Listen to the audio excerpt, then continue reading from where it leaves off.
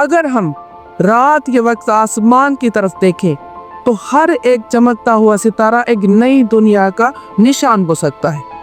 ये एक बड़ा सवाल है जो हमें सोचने पर मजबूर कर देता है कि इस कायनात में अरबों सितारे हैं और हर एक सितारों के गिर्द कुछ प्लैनेट्स घूम रहे हैं। तो क्या वाकई जमीन पर जिंदगी है? क्या हम इस पूरी कायनात में अकेले? और कहाँ हैं वो एलियंस जिनका हमें जिक्र मिलता है? आइए जानते हैं इस सवालों का जवाब इस ब्रांड न्यू डॉक्यूमेंट्री में।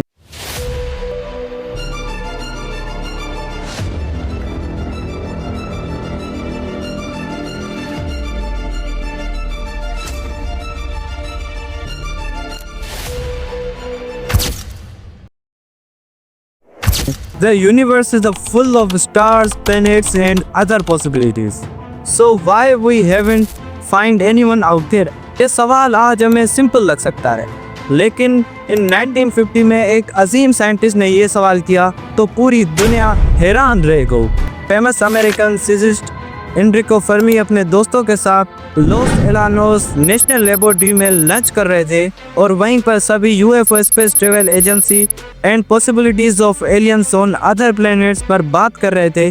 तो वहीं पर सडनली अचानक फर्मी ने एक सिंपल लेकिन कॉम्प्लेक्स सवाल किया कि वेयर इज एवरीबॉडी? फिर वो सब फर्मी ने कहा कि trillions of galaxies in the universe and billions of stars in the galaxy, वो सभी स्टार के पास कुछ प्लैनेट्स है। So then why haven't we find and we see aliens? A paradox is a statement or situation that appears contradictory or incorrect at first, but upon deeper examination it reveals underlying truths or logic. अगर आप paradox को पहली बार देखेंगे तो वो आपको confusing या गलत लगेगा या अजीब लगेगा, लेकिन जब आपको डीपर एग्जामिन करेंगे आप उसको, तो वो आपको एक अंडरलाइन ट्रुथ पेश करेगा, एक लॉजिक पेश करेगा। इस पैराडॉक्स को सिर्फ फर्मी पैराडॉक्स नहीं कहा जाता, बल्कि दुनिया भर की researches the great silence, the silence of universe and where is everybody के नामों से जाना जाता है। फर्मी ने यह भी सोचा कि अगर कहीं पर एडवांस एलियन सिविलाइजेशन एग्जिस्ट करती है तो वो पूरी मिल्की वे गैलेक्सी में 5 से 50 मिलियन ईयर्स में ट्रेवल कर सकते, चाहे वो लाइट की स्पीड का छोटा हिस्सा ही हो, जबकि जमीन की एज 4.5 बिलियन ईयर्स है। तो आखिर क्यों हमें एलियंस नजर नहीं आ रहे? अगर आप नोट करें तो हम उसी बात पर फिर से आ गए कि वेयर इज एवरीबॉडी, और इसी बात को कहते हैं पैराडॉक्स। एनरिको फर्मी ने जरूर कुछ सोचा और इस टॉपिक पर बेसिक कैलकुलेशन भी की, लेकिन कभी कोई रिसर्च पेपर या कोई आर्टिकल पब्लिश नहीं किया। 1954 में उनकी डेथ के बाद कुछ साइंटिस्ट के जहनों में ये सवाल बैठ गए और साइंटिस्ट ने इस पर थ्योरीज, हाइपोथेसिस और इक्वेशन भी बना, जो कि इन सवालों का जवाब देने की कोशिश करती है। ये हम वीडियो में आगे कवर करेंगे। साल था 1961। अमेरिका के दूर दराज इलाकों में कुछ साइंटिस्ट पहली बार एक सवाल का जवाब लेने के लिए इकट्ठा हो रहे थे कि क्या हम इस कायनात में अकेले हैं? Are we alone? इस search for scientist extraterrestrial intelligence यानी SETI की मीटिंग में अमेरिका के मशहूर scientist, astronomer, physicist Carl Sagan भी मौजूद थे। फाइनली जब अमेरिका के मशहूर astronomer, astrobiologist, scientist Fred Drake की बारी आई तो उन्होंने अपनी इक्वेशन को इंट्रोड्यूस करवाया। इस मीटिंग में साइंटिस्ट साइंटिफिक लैंग्वेज की मदद से वो एलियन से बात करना चाहते थे या फिर ये जानना चाहते थे कि वो कहाँ है। जी हाँ, ये वही फ्रेड ड्रेक थे जिन्होंने 1960 में रेडियो टेलीस्कोप की मदद से रेडियो सिग्नल भेजकर एलियन सिविलाइजेशन से बात करने की कोशिश की, लेकिन अनफॉर्चुनेटली वो उसमें कामयाब नहीं हो सके। मीटिंग में फ्रेड ड्रेक ने एक फार्मूला बनाया था जिसका नाम था द ड्रेक इक्वेशन।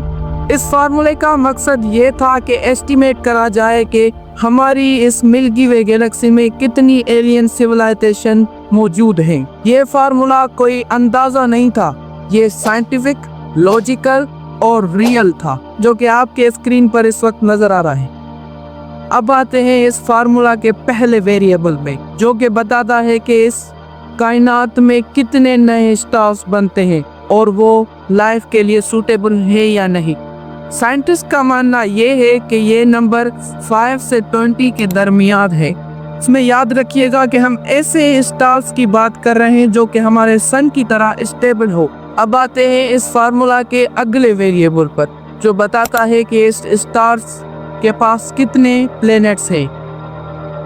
पहले साइंटिस्ट का ये मानना था कि कुछ ही स्टार्स हैं जिसके पास प्लैनेट्स हैं, लेकिन केपलर जैसे मॉडर्न टेलीस्कोप की मदद से आज हम ये जान पाए हैं कि तकरीबन 80% या उससे ज़्यादा से स्टार्स के पास प्लैनेट्स मौजूद हैं। अब आते हैं इस फार्मूला के तीसरे वेरिएबल पर, जो हमें बताता है कि इन प्लैनेट सिस्टम में कितने प्लैनेट्स हैं जो हमारी लाइफ के लिए हैबिटेबल हैं, यानी वो प्लैनेट्स जो अपने स्टार से इतनी दूरी पर हैं जो कि ना कम है ना ज्यादा। साइंटिस्ट इसे अपनी लैंग्वेज में गोल्डीलैक्स जोन कहते हैं, लेकिन इसके चांसेस 20% से भी कम है। अब आते हैं इस फार्मूला के एक ऐसे वेरिएबल पर जो कि बहुत मुश्किल और कठिन भी, जो कि ये पूछता है इन सस्टेनेबल हैबिटेबल प्लैनेट्स में कितने प्लैनेट्स के ऊपर लाइफ मौजूद है। इसका मतलब हरगिज नहीं है कि जो प्लैनेट्स लाइफ के लिए सस्टेनेबल हो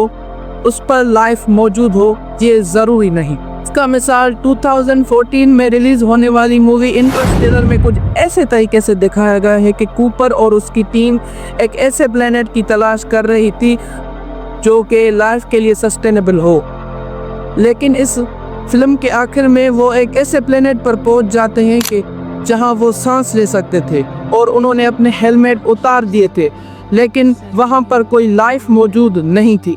इसका मतलब ये हरगिज नहीं है कि जो प्लैनेट्स जिस पर लाइफ सस्टेनेबल हो लेकिन वो प्लैनेट्स पर लाइफ मौजूद हो, ये जरूरी नहीं। ट्रेन ड्रेक का ये मानना था कि वो प्लैनेट जिन पर लाइफ हैबिटेबल है, सस्टेनेबल है, आगे जाकर उन पर लाइफ मौजूद हो सकती है, लेकिन ये अभी तक मिस्ट्री ही है क्योंकि इसके चांसेस 0.01 से भी कम हैं। अब आते हैं इस फार्मूला के नेक्स्ट वेरिएबल पर, जो हमें बताता है कि इन प्लैनेट्स पर इंटेलिजेंस लाइफ जो इवॉल्व हुई है वो कैसे हुई है। लेकिन ह्यूमन उनमें से एक ऐसी स्पीसीज है जो कि टेक्नोलॉजिकली इतना एडवांस हो जाती है कि इनका कोई मिसाल नहीं मिलता। ये हमारा लक है या फिर हमारी एवोल्यूशन हिस्ट्री ने हमारा इतना साथ दिया कि आज हम ये सवाल कर सकते हैं, यहाँ पर खड़े हैं। साइंटिस्ट के मुताबिक इनके भी चांसेस बहुत कम है, जो कि लगभग 0.01 के बराबर ही हो सकते हैं। अब आते हैं इस फार्मूला के नेक्स्ट वेरिएबल पर, जो हमें ये बताता है इन इंटेलिजेंट सिविलाइजेशन में कितनी सिविलाइजेशन मौजूदा दौर में हमें सिग्नल भेज रही है। ये समझ लीजिए कि हर इंटेलिजेंट सिविलाइजेशन जरूरी नहीं है कि वो सिग्नल भेजे। कुछ सिविलाइजेशन ऐसी भी हो सकती हैं कि जो हमसे कांटेक्ट नहीं करना चाहती, या फिर उन्होंने हमसे कांटेक्ट करने की कोशिश की हो लेकिन उसमें कई साल लग सकते हैं। इसका मिसाल फिर से ही इंटरस्टेलर में कुछ ऐसे दिखाया गया है कि कूपर और उसकी टीम एक ऐसे प्लेनेट पर पहुंच जाते हैं जिस प्लेनेट्स का एक आवर अर्थ के 7 ईयर्स के बराबर था, यानी वो अगर सिग्नल भेजते अर्थ की तरफ तो 7 साल लग जाते उन सिग्नल्स को अर्थ पर पहुंचने के लिए। अब आते हैं इस फार्मूला के लास्ट वेरिएबल पर, जो ये पूछता है कि कितनी सिविलाइजेशन मौजूदा दौर में सिग्नल भेज रही है, और भेज तो रही है, वो डिटेक्टेबल है या नहीं। तो इसका जवाब ये है कि हर सिविलाइजेशन जरूरी नहीं है कि हमें सिग्नल भेजे। अगर कोई भेज भी नहीं है तो वो हम तक कितने वक्त में पहुंचेगा ये जरूरी नहीं। कई साल लग सकते हैं या फिर कई डेकेड्स यानी दहाइयां लग सकती हैं उनके सिग्नल हम तक पहुंचने में। एन जो इस फार्मूले के शुरू में आता है वो बताता है कि नंबर ऑफ सिविलाइजेशन कितनी है जो हमसे कम्युनिकेट करना चाहती है या कर रही है। अब ये सब वैल्यू जो हमने फाइंड की, दरियाफ्त की, अगर हम इसे पुट करें तो इनका जवाब 5.6 आता है, यानी 5 से 6 सिविलाइजेशन ऐसी हैं जो हमसे कम्युनिकेट करने की कोशिश कर रही है या फिर वो हमारी गैलेक्सी में मौजूद है। अब वो कहाँ है वो इस वीडियो के आगे आपको पता चलेगा। शायद ये सच है कि हम अकेले नहीं हैं। शायद एलियंस वाकई में मौजूद हैं, लेकिन वो बिल्कुल करीब पर बिल्कुल खामोश। और हो सकता है कि वो हमें देख भी रहे हो, जैसे हम जंगल में जानवरों को देखते हैं। और इसी आइडिया को कहते हैं द ज़ू हाइपोथेसिस।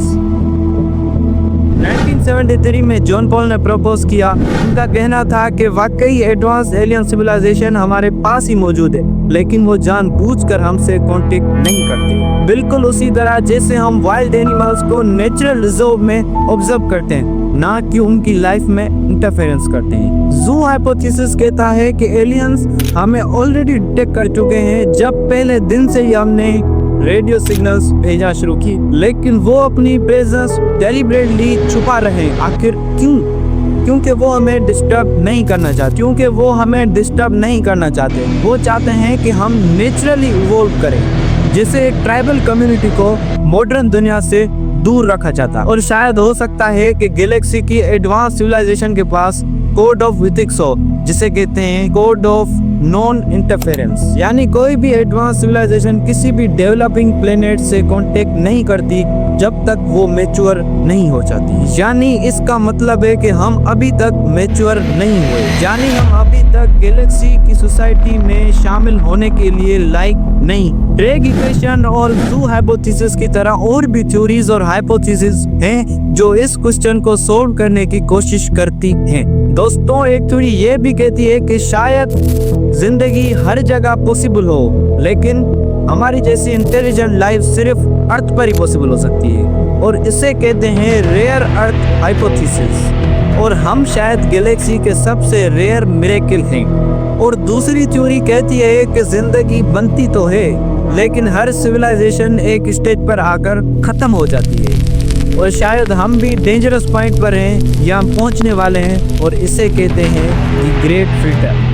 कुछ बातें ये भी है कि हमारी मिल्की वे गैलेक्सी बहुत बड़ी है, लगभग 1,00,000 लाइट ईयर्स वाइड। अगर कोई सिविलाइजेशन दूसरे कॉर्नर पर है तो उनके सिग्नल्स हमें हजारों साल बाद मिल सकते हैं, या शायद कभी भी नहीं। और क्या पता कि एलियंस वो टेक्नोलॉजी यूज कर रहे हो जो हम समझ ही नहीं सकते, रेडियो नहीं, या शायद वो क्वांटम कम्युनिकेशन या कोई और कम्युनिकेशन इस्तेमाल कर रहे हो। हमें इस चीज का कुछ पता नहीं है। इस वीडियो बनाने का मकसद सिर्फ यही है कि इस टाइप के टॉपिक्स या इस टाइप के मिस्ट्रीज भी इस वर्ल्ड में एग्जिस्ट करती हैं, जो दिमाग को सिर्फ चकरा ही दे। तो मिलते हैं आपसे अगली वीडियो में, तब तक के लिए अल्लाह हाफिज। पाकिस्तान जिंदाबाद।